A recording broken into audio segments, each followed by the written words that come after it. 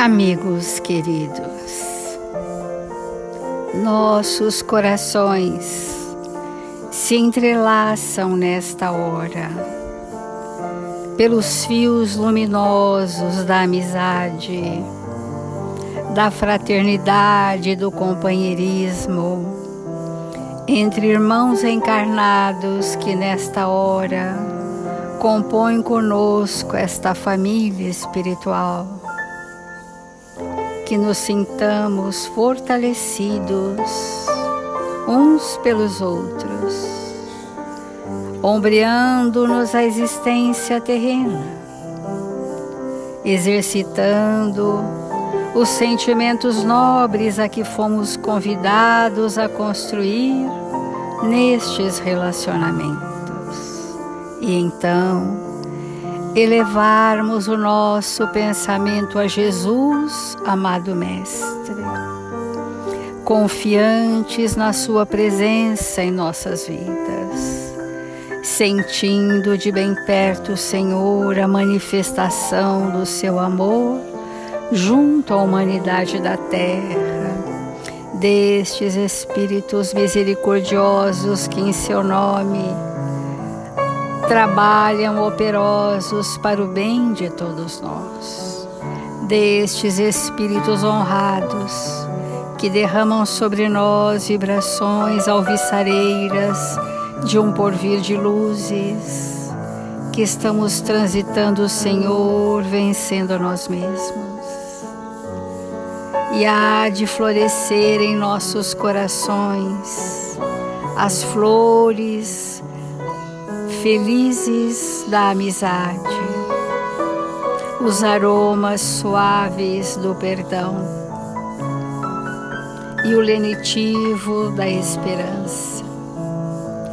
Com este ambiente espiritual preparado para nos receber e na presença dos honrados tarefeiros de Jesus, responsáveis por este Evangelho, iniciamos as reflexões desta manhã sob suas bênçãos de paz. Senhor, queremos estar hoje e sempre, e que assim seja.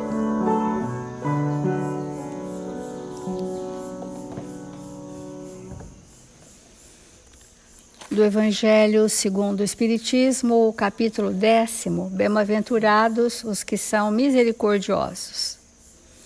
E o item que nós estamos é o sacrifício mais agradável a Deus.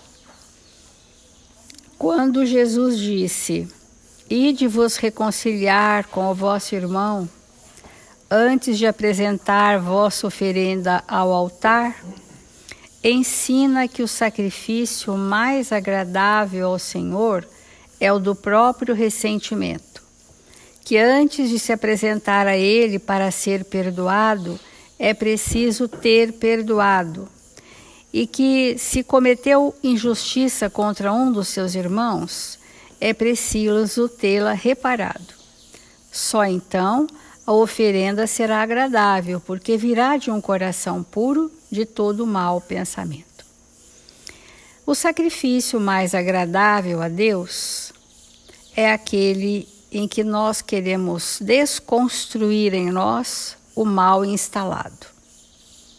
Esse é o sacrifício mais agradável. Então, é o sacrifício do ressentimento. Então, quer dizer o que aqui? Que eu vou destruir, desconstruir o ressentimento, a mágoa e outros males que me acometem, antes de se apresentar a Ele para ser perdoado. Deus nos perdoa só se Ele se sentir ofendido. Porque se Deus nos perdoar, significa que nós o ofendemos. Então Deus nos rege através de leis amorosas, das quais uma delas é a justiça do amor e da caridade. O amor e caridade é uma justiça. A justiça do amor e da caridade vem de Deus. Ora, você pode me perdoar porque eu posso ter te ofendido. Mas Deus não precisa nos perdoar. Deus nos concede oportunidades redentoras para os males que transgredimos as leis. E esta oportunidade redentora, que rege todo o processo da evolução do espírito, qual é essa oportunidade? Planejamento reencarnatório. Qual é a sentença que eu vou receber dos espíritos superiores, a sentença justa, para a crueldade que eu cometi? Eu vou receber uma sentença ou uma determinação provatória do aprender a amar, através do perdão, por exemplo. Porque também posso aprender a amar através de outros sentimentos nobres. E tudo são experiências de amor. O perdão é uma experiência de amor? É uma experiência de amor. A caridade é uma experiência de amor? É uma experiência de amor. A amizade verdadeira é uma experiência de amor? Sim, é uma experiência de amor. Então, para Deus nos perdoar, nós teremos que ser espíritos que ofendem a Deus, mas Deus não se sente ofendido pela sua criação. Mas Deus nos concede a justiça do amor e da caridade para as nossas imperfeições. Nós ofendemos Jesus para que Jesus nos perdoe? Também não. Porque Jesus não se sente magoado, essas emoções humanas não pertencem a espíritos puros. Mas Jesus disse para Judas: Judas, perdoa-te. Não sou eu que vou te perdoar, porque eu já o amo. Eu o aguardo através dos séculos. Mas você precisa se perdoar. Então hoje nós queremos ficar praticamente nesse entendimento. Como eu vou me perdoar do mal que eu te fiz, que não é para Deus, nem para Jesus, nem para o meu amigo espiritual. É para nós nos relacionamentos. Como que eu vou me perdoar? Porque você já pode ter me perdoado, mas e eu? Me perdoei? Como eu vou me perdoar do mal que arrasto em mim? Essa é uma questão que nós gostaríamos de desenvolver conosco. Então, nós vamos começar essa frase dizendo assim: quem deseje, pois, avançar para a luz, aprenda a desculpar infinitamente, porque o céu da liberdade ou o inferno da condenação residem na intimidade de nossa própria consciência. Quem me condena, quem me absolve, quem vai me absolver? A minha consciência. Entendam isso, que não é Deus. Deus nos rege por leis amorosas e sábias. Quem as transgride somos nós. Em que instância eu consulto? A máxima instância, a superior instância, se chama consciência. Como Deus nos criou livres para a perfeição. Então, quem deseje o céu da liberdade ou o inferno da condenação reside na intimidade da nossa própria consciência, diz Emmanuel. Por isso mesmo, o Mestre Divino ensinou-nos a pedir na oração dominical: Pai, perdoa as nossas dívidas, assim como perdoar os nossos devedores. Como devemos perdoar os nossos devedores. Vamos compreender isso. Como eu vou me perdoar dos males que eu fiz a você?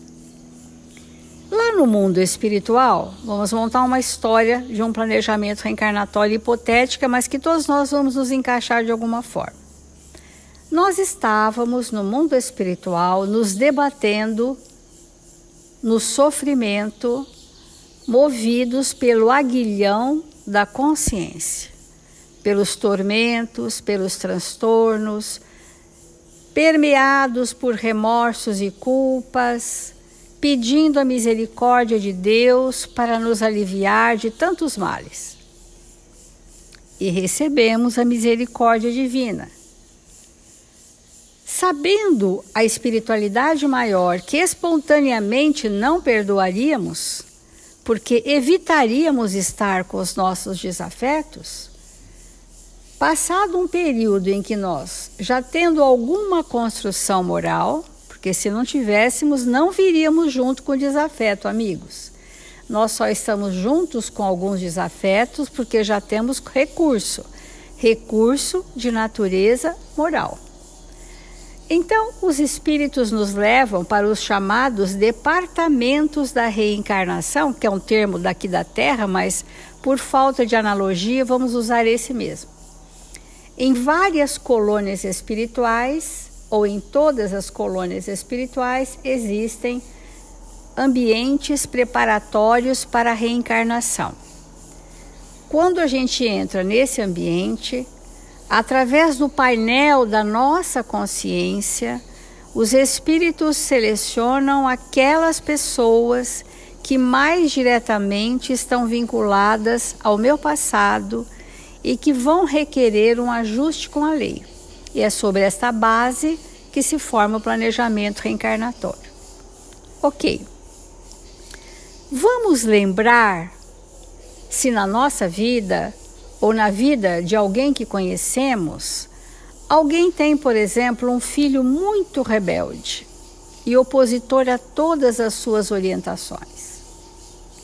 Se você tem, por exemplo, uma esposa ou um esposo que avinagra a sua vida, que traz impulsos agressivos todo o tempo. Se nós temos um pai ou uma mãe que nos foi indiferente desde a infância, e assim sucessivamente as aflições terrenas.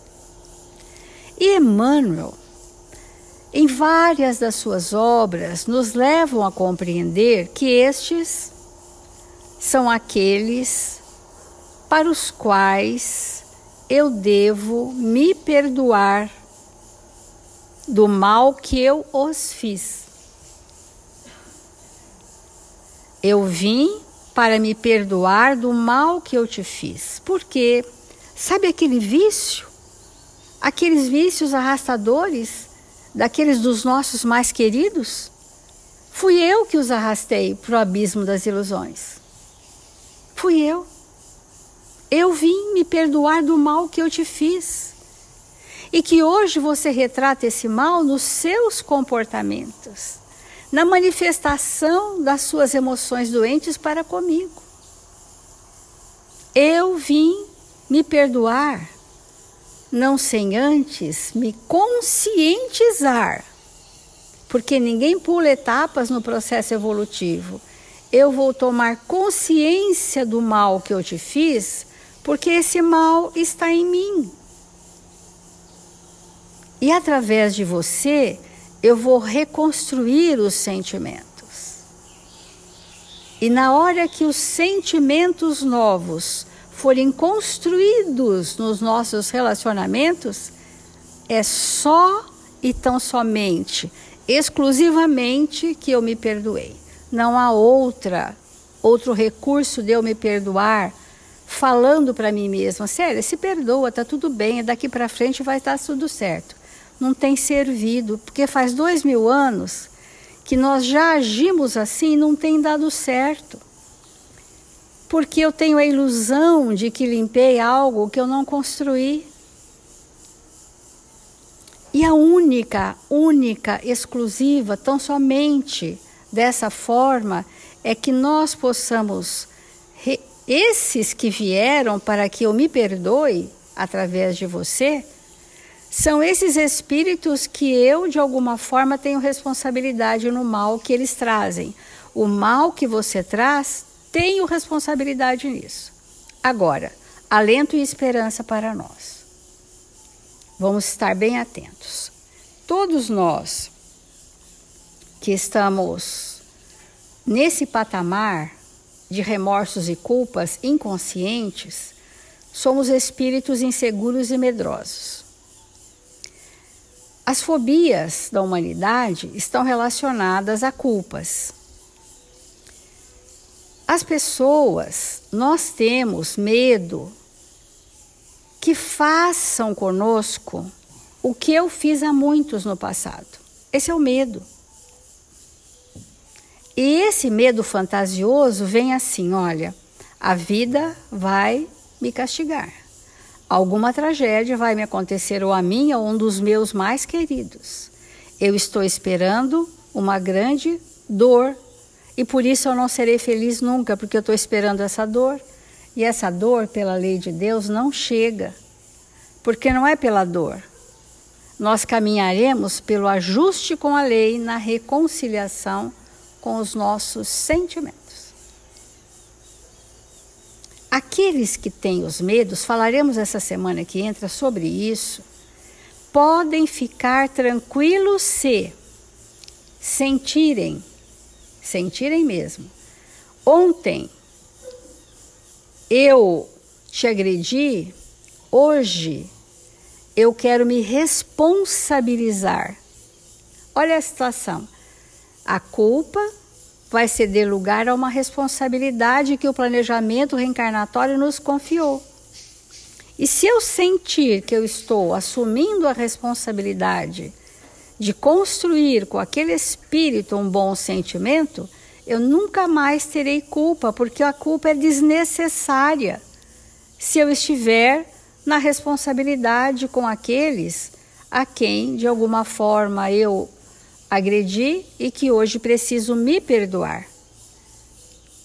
Entenda que nós estamos arrastando culpas e temores e nos, muitas vezes, sendo alvo de muita medicação para o que? Anestesiar a consciência de culpa, para eu ficar um pouco alienado da realidade, para eu ficar anestesiado da verdade, por uma questão simples. Olha, você, com muita dificuldade, já está responsável. Não tem mais culpa. A culpa era no passado. O presente é de responsabilidades morais adquiridas. Cumpra-as, para que você se sinta perdoado por si mesmo e ajustado perante a lei. Então, vamos fazendo essa compreensão para nos libertarmos desses males que nos atormentam.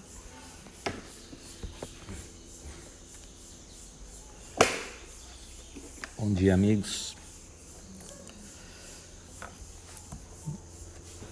Nesses últimos dias, especialmente a Célia tem trazido para nós, derivado do tema, né?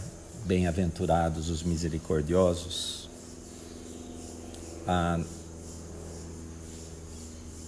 uma melhor compreensão do que seja o tal do auto-perdão. Que as palavras têm força e elas induzem o nosso pensamento, nos estimulam. E são conceitos tão elevados que os espíritos nos trazem que realmente solicita de nós um trabalho de realmente nos aprofundarmos na compreensão do que seja isso, para que a gente não se confunda.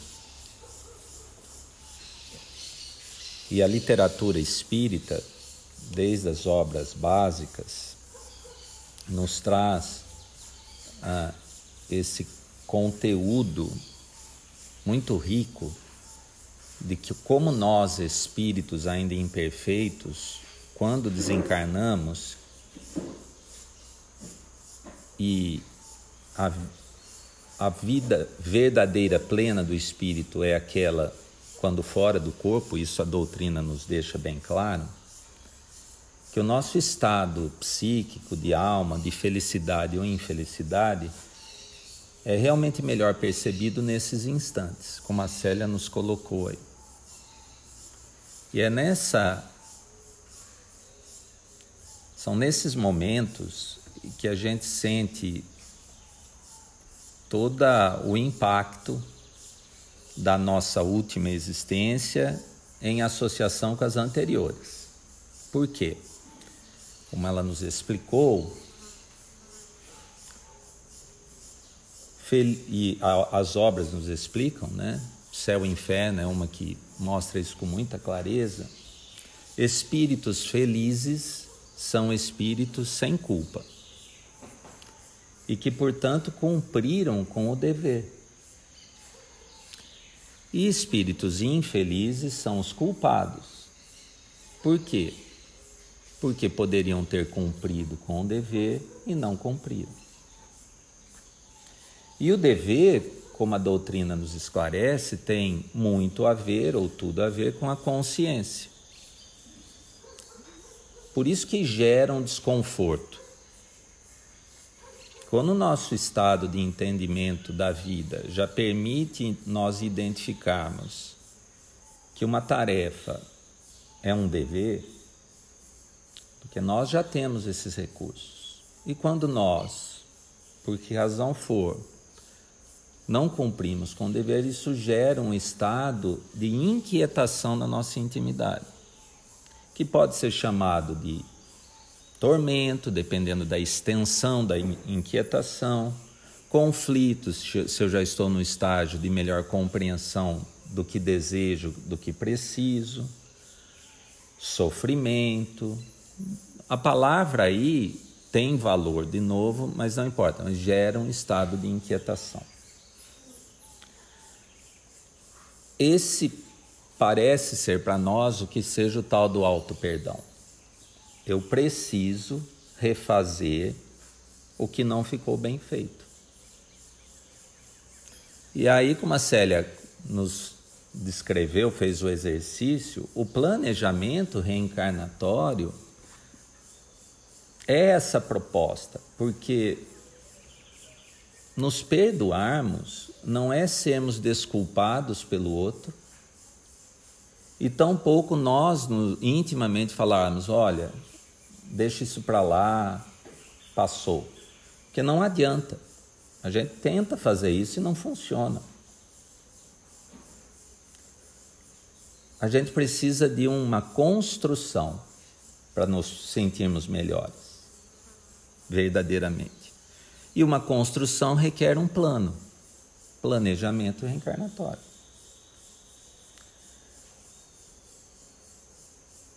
E se esse planejamento for bem conduzido, atingiremos o objetivo, que é de nos perdoarmos. Por isso, para Judas, perdoa-te. Tudo indica que foram necessárias várias reencarnações até a de Joana d'Arc, quando ele fala, olha, agora eu me sinto perdoado, porque Humberto de Campos traz num conto, né, quando ele encontra com o espírito que a gente conhece aí como Judas, lá em Jerusalém, ele questiona esse espírito, não, eu já estou tranquilo comigo, essa questão para mim já está resolvida, eu já me perdoei. Mas houve vários planejamentos que foram feitos para conduzir até isso. Então a gente, como disse assim, nós não podemos nos desanimar com isso, pelo contrário, nós temos que nos sentir altamente motivados. Mas de maneira alguma nos iludimos que o auto-perdão será uma questão simplesmente de, olha, me desculpa pela má palavra do agora. Isso é necessário no processo? Absolutamente. Porque no processo de construir o plano, a gente precisa de um alicerce muito sólido que chama humildade. Experiências no campo da humildade. E falar ao outro, eu errei, é muito importante para estabelecer esse alicerce. E é algo que muitos de nós temos tremenda dificuldade, pelo orgulho muito estabelecido dentro de nós, de chegar para o outro e falar, ó, eu me coloquei mal, me desculpe. Eu fui agressivo nas minhas palavras, me desculpe, eu fui sarcástico nas minhas palavras. Eu buscava te orientar, mas na verdade minha fala, quase que, o Emmanuel num lugar fala que a gente usa da palavra e corta o coração do outro. Então, a gente precisa entender que essa quitação com o passado é uma construção que requer um plano muito bem elaborado e que a gente precisa de muita ajuda nesse plano, não só para estabelecê-lo, mas executá-lo. E aí, tem uma lição no livro chamado Justiça Divina, que para espíritos devedores a justiça é necessária. Então é um livro que esclarece muito nas suas lições isso, em que o capítulo 14 tem o título de quitação. E ele começa dizendo que todas as contas a resgatar pedem relação direta entre credores e devedores.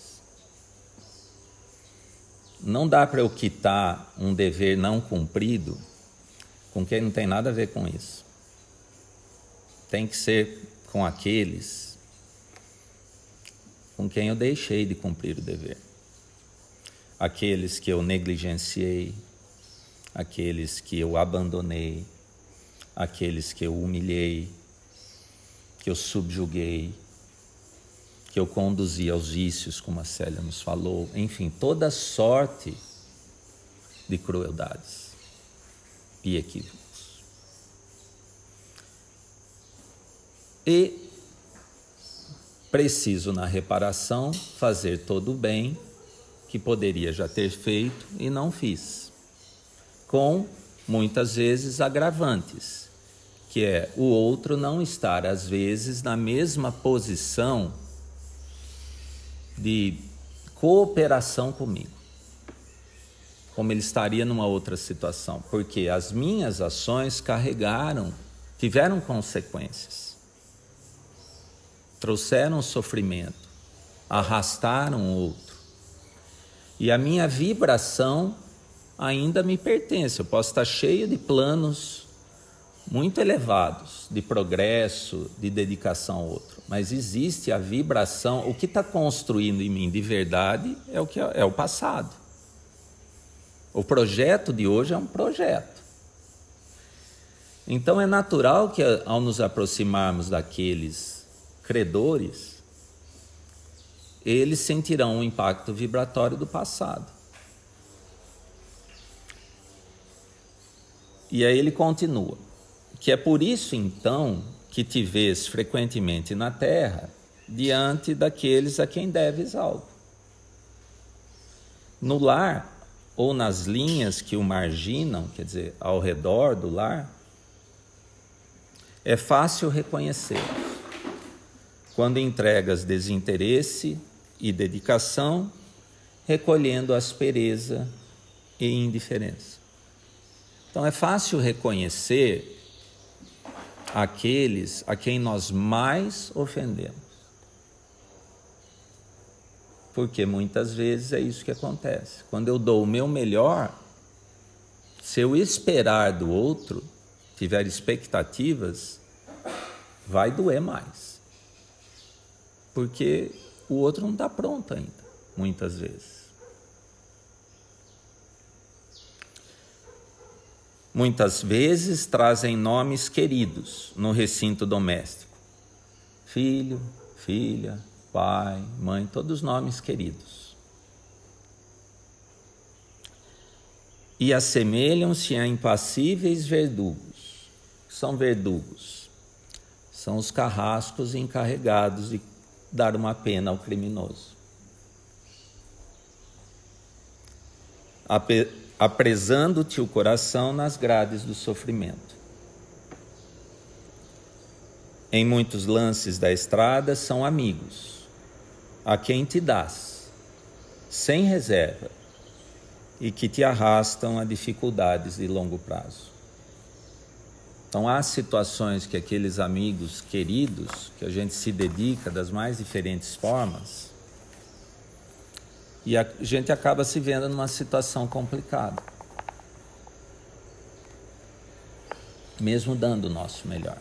Faz parte desse processo de construção, porque a gente precisa ir percebendo que quando nós vamos nos dedicando ao outro, requer, é aquela lógica do Evangelho, né, que já foi colocado, requer exercícios de humildade, requer o exercício da resignação, da obediência, da brandura, da doçura, para não sair do trilho.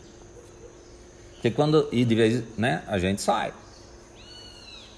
com a má palavra. Por isso que é importante ir lá e desculpar-se, para voltar no trilho. Volta para o começo. Eu fui duro na palavra, não fui doce. Então volta para a primeira lição, que é da humildade, vai lá e pede desculpa. Então é altamente lógico e educativo se a gente aceitar o Evangelho. E aí ele vai discorrendo todas essas situações em que nós vamos nos deparando nos reencontrando com espíritos com quem nós temos dever a cumprir. Alguns de nós têm profissões que atendem multidões. E a gente precisa pensar que cada um deles, a gente deixou de cumprir o dever em algum momento. E não, mais uma vez, abandonar a oportunidade. Porque enquanto houver um resquício na nossa intimidade desse estado de agitação da consciência, é um indício que o trabalho ainda não está completo. Porque quando está completo, qual é o resultado? A quitação, que é a pacificação. Então, cada telefonema que a gente recebe, cada mensagem que nos causa uma inquietação, o trabalho ainda não está completo. E se depois de tudo isso, né, houver dificuldades, a gente precisa estar sempre muito ciente que é importante guardar. Ele encerra o texto dizendo assim, que guarda a consciência no dever lealmente cumprido. Então ele volta a resumir isso, ó. Guarda a tua consciência. Onde? No dever bem cumprido. E haja o que houver, mas não importa o que aconteça lá fora. Releva os golpes, deixa de lado. Com que te firam, ofertando-lhes o melhor sentimento, a melhor ideia, a melhor palavra e a melhor atitude. Só assim que a gente vai conseguir construir o auto-perdão. Água cristalina, pingando gota a gota, converte o vaso de vinagre em vaso de água pura. E se depois de todos os teus gestos de fraternidade e benevolência ainda te perseguem ou te injuriam, abençoa-os em prece e continua adiante fiel a ti mesmo, na certeza de que humildade na hora da crise é a nossa quitação. Então, quem sabe o texto nos ajuda a compreender melhor o que seja esse auto-perdão. Bom, esse era o comentário para hoje.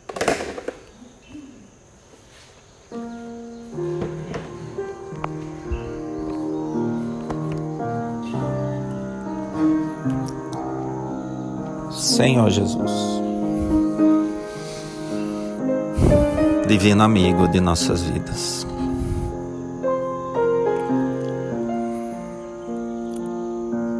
queremos, Senhor, mais uma vez agradecer o teu coração generoso e amigo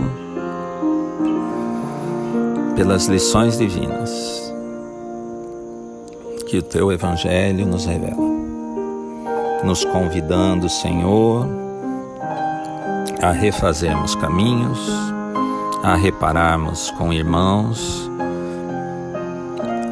expandindo com os amigos as construções já realizadas e convidando através do trabalho incessante com os nossos melhores sentimentos, aqueles a quem ofendemos, a reatar relações fraternas, mostrando por atitudes que o nosso pensamento e os nossos sentimentos estão transformados, e que não só o nosso desejo, mas quem somos, já nos tornamos espíritos melhores, mais leais, mais confiáveis, com quem eles possam contar nos seus momentos de necessidade. Ajuda-nos, Senhor, a introjetar em nossa intimidade todas essas orientações, todas essas instruções que nos convidam a ideias novas e a sentimentos novos. Ajuda-nos, Senhor, a não só desejar o bem, mas saber planejar o bem, executar o bem e viver no bem, para que possamos, Senhor, saciar a nossa sede de justiça para conosco mesmo, pacificando os nossos corações pela alegria íntima, o regozijo íntimo do dever bem cumprido. Ajuda-nos, Senhor, a ser melhores pais, amigos, filhos, profissionais, melhores filhos de Deus, para que possamos contribuir não só em nossa obra íntima, mas com a obra de nosso Pai. Sê conosco, divino amigo, hoje e sempre, que assim seja.